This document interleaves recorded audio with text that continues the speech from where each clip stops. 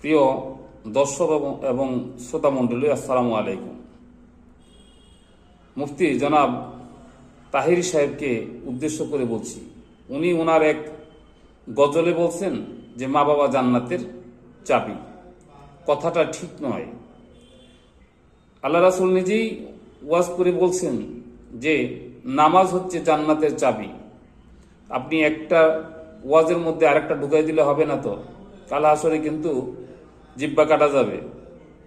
জেনে রাখবেন, আপনি যা কিছুই বলেন না কেন সবই আল্লাহ রাব্বুল আলামিন দেখেন, শুনেন এবং বুঝেন, জানেন। কাজেই এমন ওয়াজের মধ্যে মিলাইতে গিয়ে এমন কথা বলবেন না যেটা কোরআন হাদিসের মধ্যে ভিত্তিহীন। আল্লাহ রাসূল কখনো বলেন নাই যে মা বাবা জান্নাতের চাবিকাঠি, নো। সুতরাং বক্তব্য দিতে হিসাব করে দিবেন।